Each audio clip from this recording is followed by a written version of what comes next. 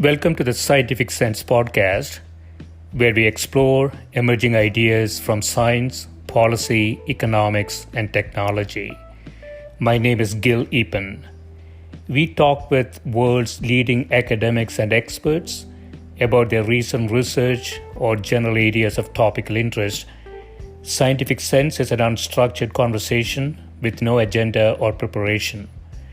We cover a wide variety of domains where new discoveries are made and new technologies are developed on a daily basis.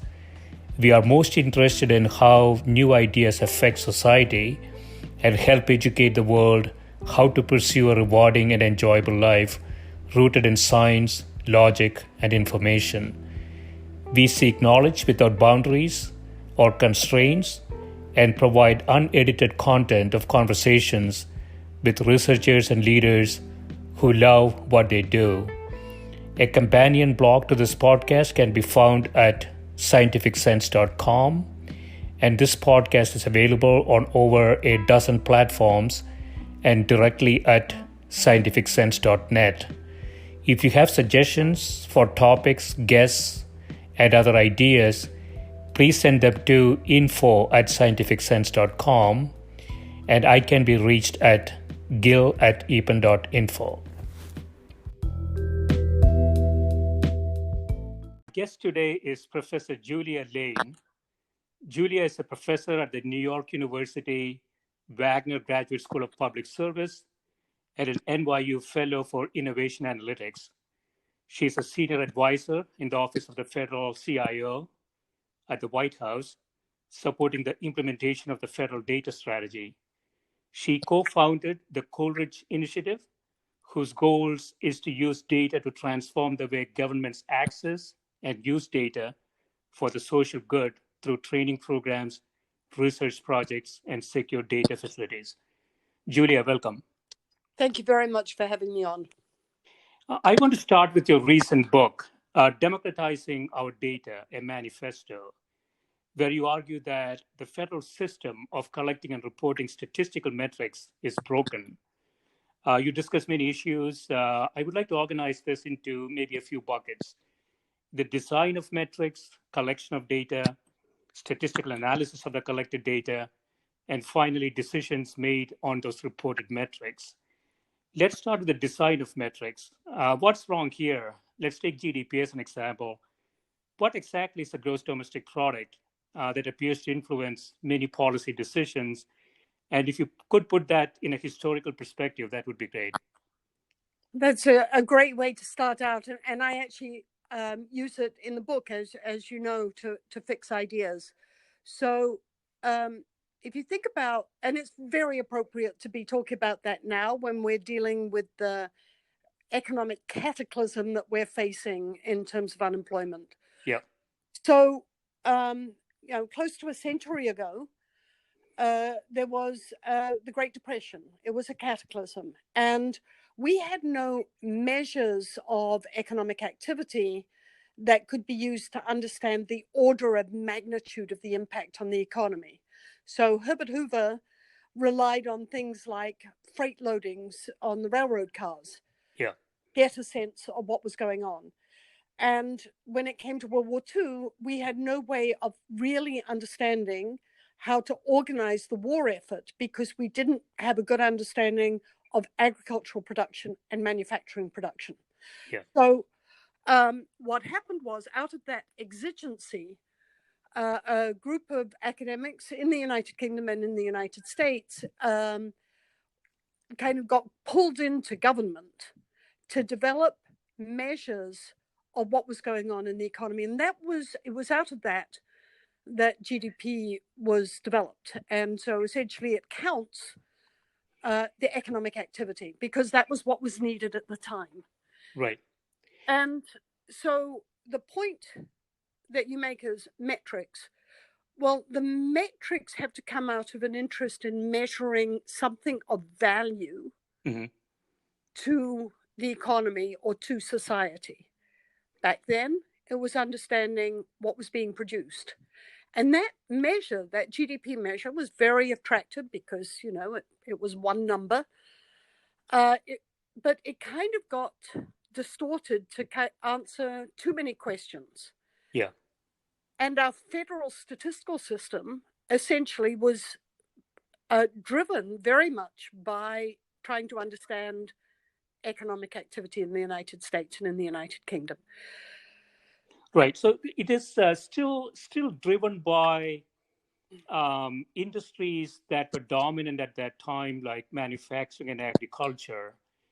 And I sometimes think about this as we don't make many nuts, bolts, and peanuts anymore. We actually make information.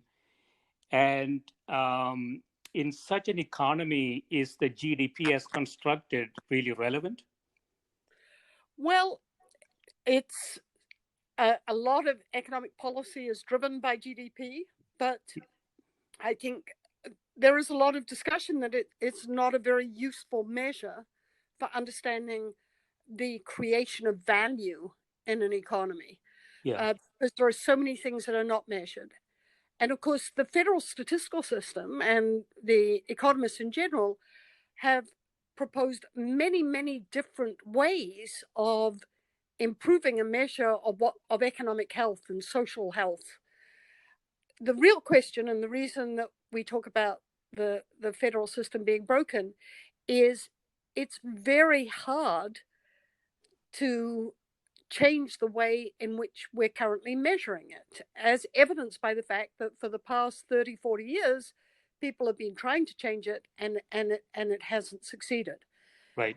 Yeah, it kind of stuck. And in your book, you also mentioned that, there are incentives probably in place for all countries to measure this, and GDP per capita is an important metric to rate countries and so on.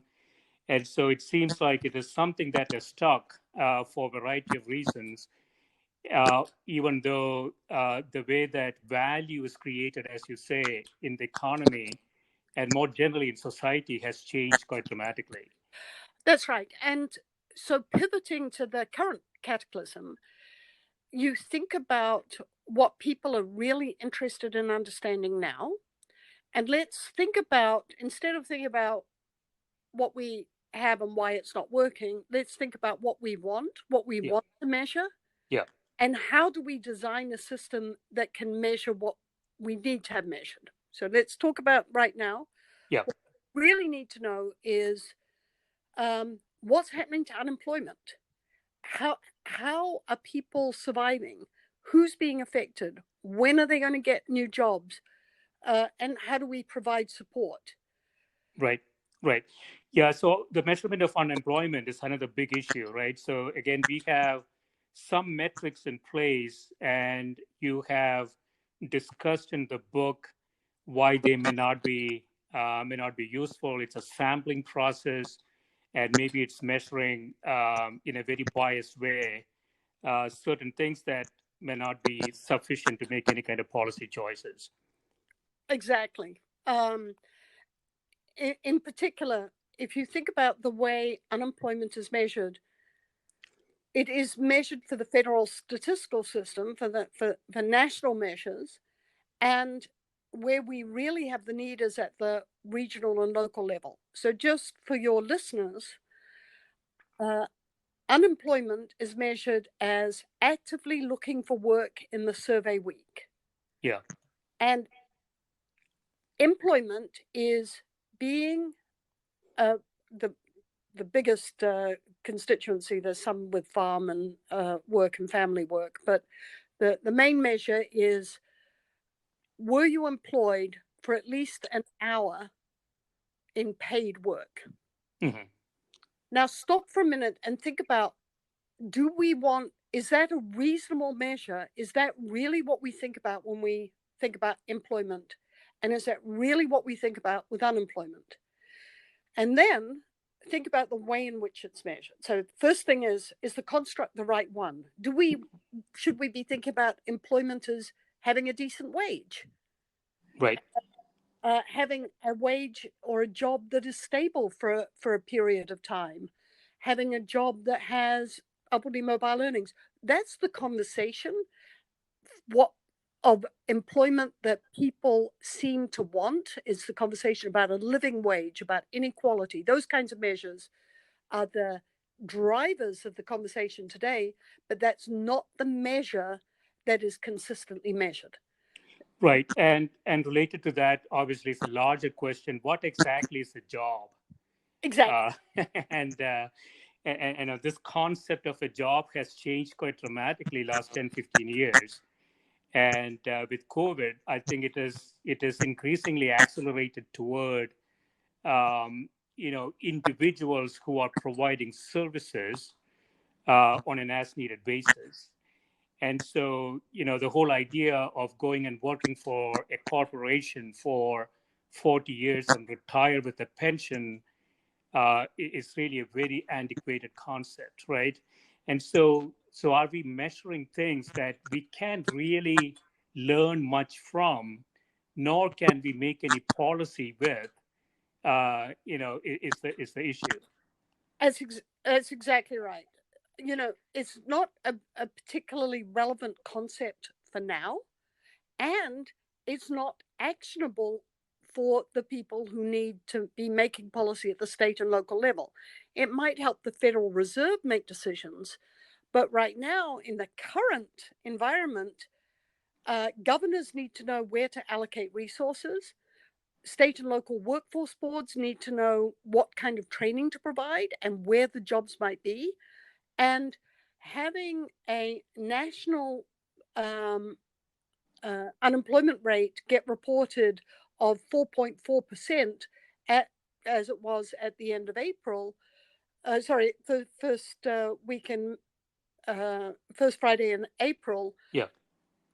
when there were, tens of millions of people who had been going on and claiming unemployment benefit. Right. That Right. was so out of sync with what was going on and the need for policymakers, which meant the policymakers were effectively flying blind. Yeah. So that takes us to the whole question of, even if we get the metrics right, even if they are designed properly, there is still the question of how do we execute against that? And the whole process of data gathering. And I don't really have a lot of exposure to the public arena, but in commercial businesses, what we see is that commercial businesses are pretty good in collecting data because they use technologies to do so, and they have control over those technologies, and they can deploy a lot of people on that process. But it is unclear to me ultimately how that data is processed and pushed toward the decision layers. So if you talk a little bit about the process of collecting data, where are the issues we have in the public arena? Yeah, I think, and I talk about this in the book as well. Yeah. And that what I point out is, in the private sector, the largest and most profitable firms are data-driven firms, and it's Amazon, Microsoft, Google, Facebook, and so on, Apple. They're all making decisions based on data and evidence that they generate. Yeah. In the public sector, there is a disconnect between the data that are generated from the administration of government programs and the data that are collected by statistical agencies. The statistical agencies are trying to use data better, but it's not gone as quickly as it might have. Yeah. And in particular, the overwhelming method of data collection is still surveys. Surveys are a really important way of getting information, but it's slow, it's expensive, the response rates are dropping, and they're too expensive to do at the state and local level. And so it's been very difficult for the federal agencies to pivot to using administrative data. Yeah. And what that means is that gap has meant that the public sector has been way less data driven than the private sector. And it means that the cost of delivering public services is way out of scope relative to what the private sector can deliver. Right. So is the primary issue there is lot of different agencies, they're not really integrated together, and where decisions are made at the local and regional levels, there isn't sufficient exposure to the type of data they're required to make the right decisions. So both the lack of integration as well as a lack of focus. Yeah, there's three things really. Yeah.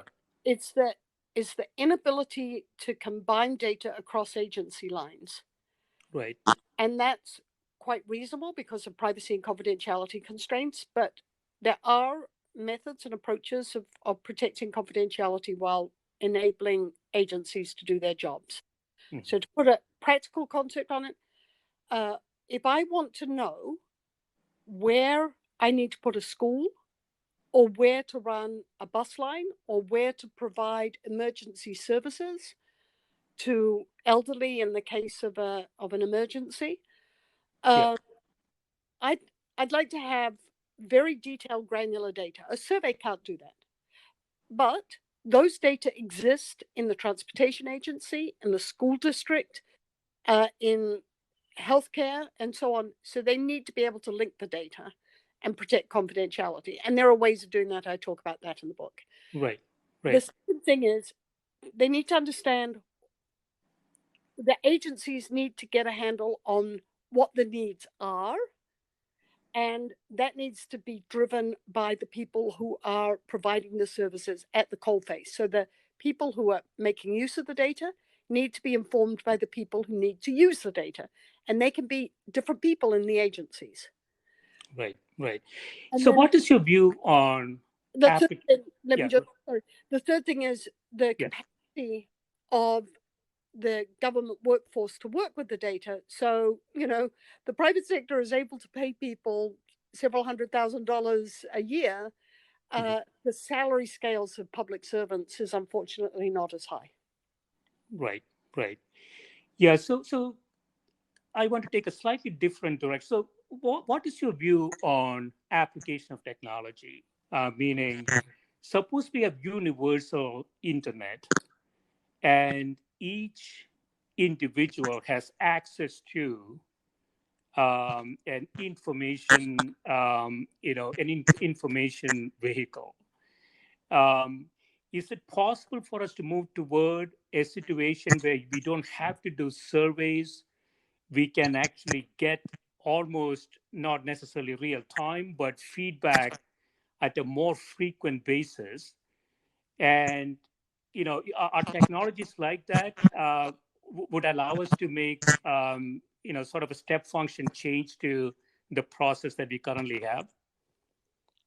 Absolutely. Now, you can think about the discussion that's currently happening about tracking the way in which the coronavirus is being transmitted Yeah. with cell phone technology, people using social media to figure out where you are at any given time, whatever. So the private sector uses that routinely.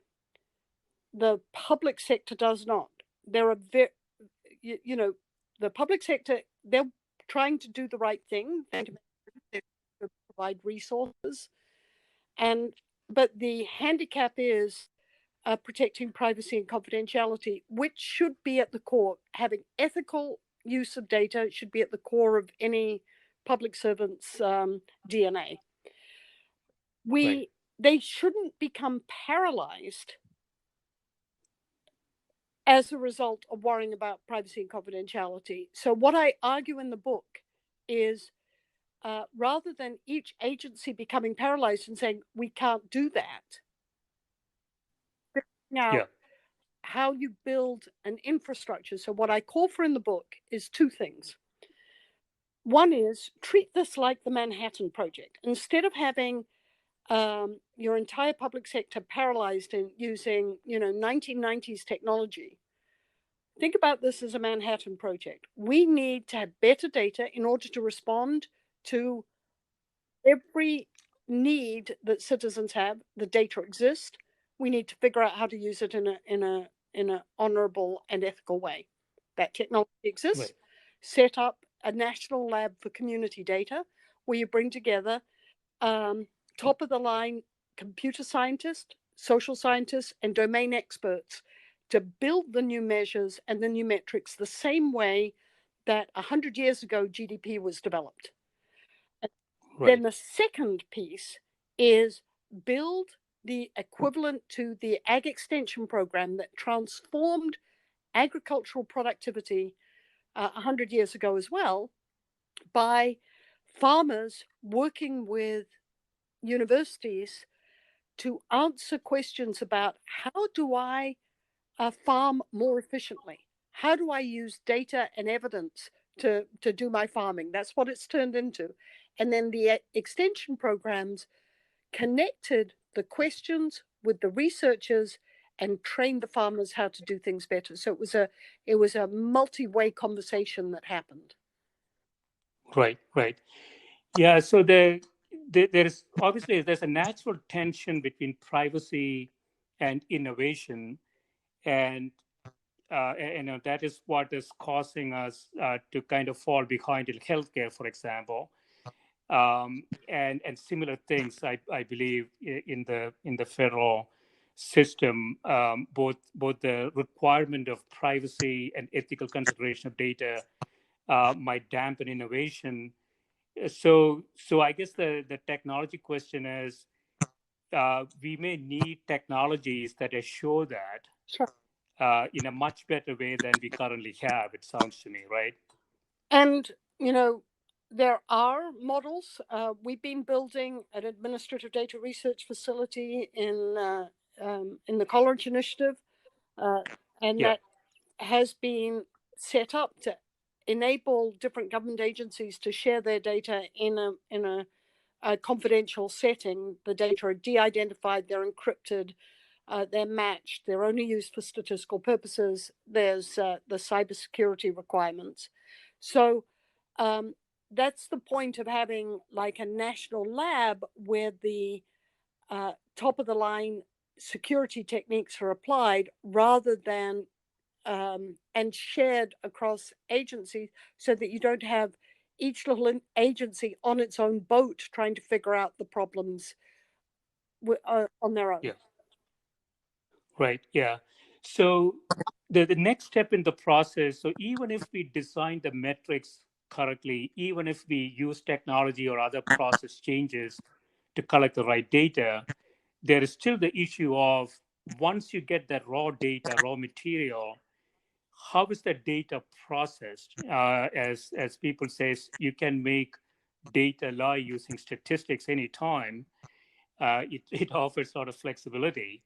And so what are we missing there? How do we process data? Are there significant issues that currently happen? You know, you are asking such great questions. I'm going to make you an honorary social science.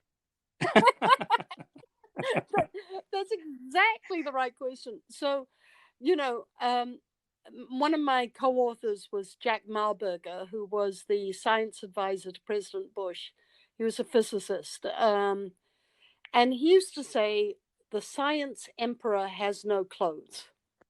And Right. so, what he meant by that is, everyone says, "Oh, I rely on science and evidence and data." Now, the dirty secret is the amount, and John Ioannidis at Stanford has made so many good articles about this. So very little of the research that is done is reproduced, and Yeah. so a lot of it's wrong.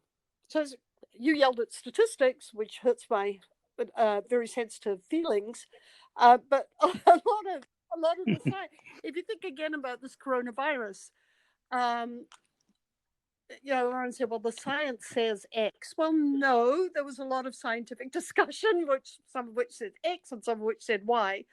Um, Right. and I think the good scientists were busy saying, "Well, you know, we really don't have enough data to make a lot of judgments. If you think about what was going on, we didn't have the baseline population, we didn't have the infection rate, we didn't have the transmission rate, we didn't have so many things that were required to write good models. So what really needs to be done is not only the data need to be linked, not only do the measures need to be developed, not only does the analysis need to be done, but in order to be confident that the numbers make sense, you need to have reproducibility and replicability. So you need to have multiple people having access.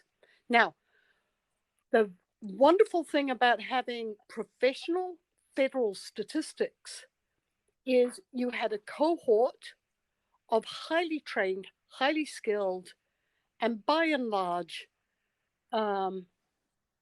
dedicated professionals who were devoted to making sure that the statistics were longitudinally correct, that the measures made sense, and so on.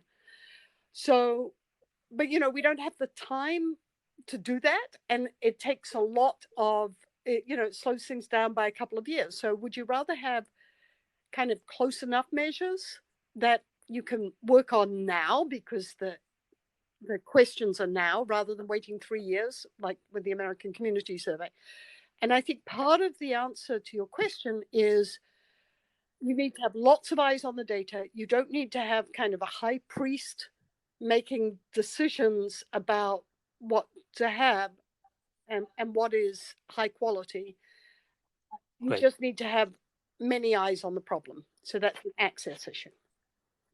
That's right. And like you say, replicability. So, it's ironic, Julia, that, sometimes I feel like now everybody's a data scientist. In fact, our politicians are data scientists too, just that they don't need data, but they're still data scientists. And they have an uncle who is very smart.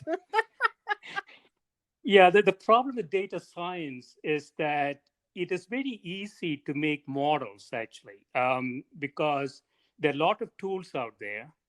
And, if you say, well, I'm going to make a model and it's going to predict what precisely is going to happen, and then, by the way, I'm going to put a big uncertainty band around it. So I say it's going to be 10, but it could be between 0 and 59. It is interesting. I mean, it could make pretty pictures, but it has no decision value, right? So what I see, I'm stepping back into the commercial arena, and I want to revisit this. Yes, companies have hired a lot of data scientists. They're doing a lot of modeling, but it's really unclear to me if we are missing, sort of the foundations of statistics. And the way to make sure, we're not making silly mistakes is exactly what you say. Are the results replicatable? Are there enough people looking at the problem? Those types of things, right? And I think, correct me if I'm wrong, I think there is an infrastructure for that in the federal arena. It's just that it's not mobilized properly. Am I reading this correctly? I think that's right. I think the fun thing with the federal data strategy has been that it has brought, first of all, it's focused attention. And I want to give a shout out to all the terrific people in the federal government who leaned in and put together that federal data strategy action plan. You should go online and take a look at it. Yeah. Principles. So it's on strategy.data.gov. The analysis and the reports are a credit, I think, to the federal system. But I think the point that comes in from the question that you posed is, I actually don't like the term a data scientist. I think data science is a team sport. You need, and it goes back to your opening question, you need someone who understands what questions need to be asked. If you take a look at the federal data strategy, they say, what are your priority questions and what are the data that are needed? Then the second thing is you need someone who understands the data. That might be different from the person who understands questions.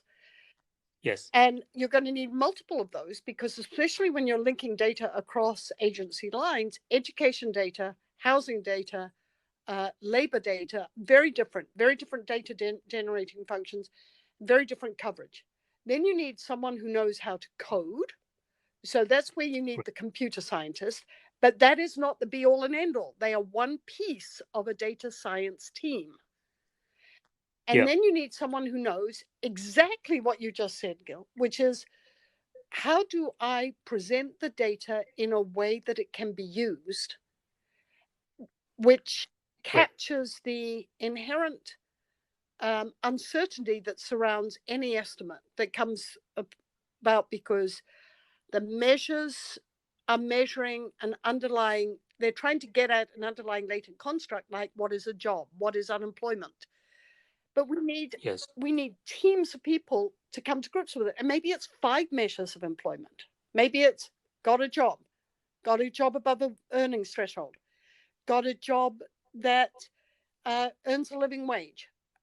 So we need a reconceptualization of what we're trying to measure in the same way that almost a century ago, the people were trying to figure out how to measure economic activity, Simon Kuznets and the researchers that I talked about earlier.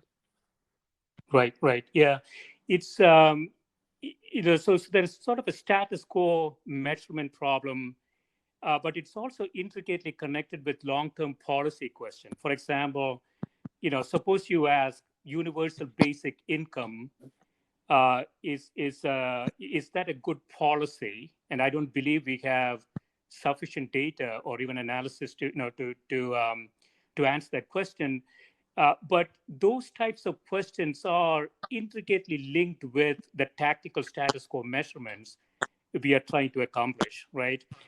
Because the primary question, what is a job, and what type of jobs will exist tomorrow, and how do people view jobs, and how do people value, or how do they think that they're adding value to economy and society?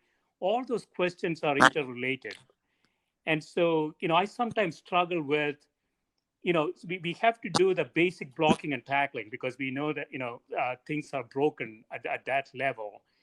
But simultaneously, I think we have to get skills into the process. Like you say, there's decision sciences there is statistical analysis, there computer computing, coding type skills. These skills are very, very different. So you need a group of people with diverse skills to come together. And I would think that included in that skill set are also skills thinking about sort of the long-term future of policy, which sometimes we don't pay enough attention to, I think. That's right. And I keep pushing this in the book as well, which is our whole focus has been national statistics, but where we really need a lot of these decisions is local and state and regional statistics and measurement. And they could be like with the ag extension program, they could be very different. And this is a very heterogeneous country, right? So in Texas, the ag extension might focus on cattle, right? And in Wisconsin on apples, right? I'm making it up, but they have different areas of interest. So it may be that thinking about what something as obvious as population means in the Southwest United States might be a very different thing than in the central part of the country. How do you deal with transient workers or migrant workers? Do you count them as part of the... So there could be a whole set of questions where people in different parts of the country develop different expertise, different sets of measurement, and you could imagine a network of state agencies and universities coming up with different metrics, sharing them with other agencies across the country. But like the 4-H program, you build the capacity in the communities to understand the measures and suggest new ones that answer questions that the local areas have. Going back, how do I best train the students in my schools? Where do I put the schools? Those kinds. Right. And sharing best practices, right, across the across different states and in different localities. I want to touch on one more thing, Julia, and that is, in the commercial arena, sometimes where decision makers fail is when they fail to understand uncertainty. And so, a lot of what business schools teach, for example, are very much rooted on determinism, right? We have cash flows and we have forecasts that are point estimates, and we know things are not going to evolve like that. There's uncertainty around all those potential measurements, and so how do we internalize uncertainty, and how do we make decisions or policy choices that uses uncertainty as an unavoidable criteria, right? There are two types of uncertainties there. One is, we typically see in our estimations, and the other is, sometimes referred to as a black swan effects, right? Which is, something that happens with a very low probability, but when it happens, it has the potential of making a huge impact. And so, if you kind of push it to the last frame of this process in terms of decision making, suppose we are successful in getting the right metrics, right data, right analysis in front of the decision makers, what else need to be done there to assure that we get the right policies? Again, what a great question. So a part of it is also going to be to educate decision makers to some extent, and I think you can do that. We have a tremendous opportunity. We have these public policy schools, Yeah, and your analogy with the business schools is right on the money. So we have executive MBA classes in which you train business people up in how to think through different scenarios and different aspects. We throw senior executives in at government with very minimal training in how to understand statistics and modeling and data. yeah, And I think developing in public policy schools training, like exec ed training classes for senior executives so they can understand the information that's being presented in them. The focus on dashboards, data dashboards, is a nice one in many ways. But what they need to have is they need to have the microdata, what I refer to as the microdata that go back. They're the cables that go back to the microdata engine in the dashboard, just like in the car. yeah, yeah. And then they would understand how to build the capacity in their workforce to answer the questions that they might have. And Right. so building that capacity, building it into agency budgets, Yeah, making data and capacity at the core of the operations of an agency, from the senior level down to the very most junior person, is at the core of the federal data strategy, and it should be at the yeah. core of state and local governments as well, and they should budget for it. Right, yeah. And let me close with perhaps a controversial question, Julia. So, when we think about policy, it is so complex now: health, energy, environment, education. Do you think politicians? I mean, you can get the bureaucracy right, you can get the bureaucracy educated, competent, but if the politicians don't understand this at even the basic level, things may not work, right? So my question is, are we coming to a position that we need to have some basic competence test, for politicians before they before they assume some kind of an office that has a significant impact on policy? Again, you kind of like to see that. As you can tell from my accent, I'm not from New York. Yep. I'm from New Zealand, and we actually have developed in New Zealand a very good data infrastructure that can help inform decisions. I think every politician is going to understand trade-offs. And what you've seen in New Zealand is the ability of the civil servants to provide the information to decision makers in a way that that makes sense. I think it's going to be a lost cause to try and train politicians in how to think about data and evidence. I think our best bet is to train the people who put information in front of the politicians in a way that's going to make sense to them. That's right. That's right. A lot of pictures. A lot of pictures. And yes. A lot of options. This was great, Julia. So I really appreciate the time you spent with me. Okay, thank you.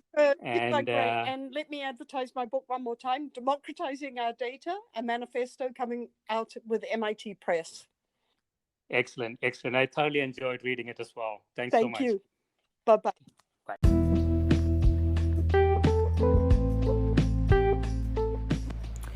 This is a Scientific Sense podcast providing unscripted conversations with leading academics and researchers on a variety of topics. If you'd like to sponsor this podcast, please reach out to info@scientificsense.com.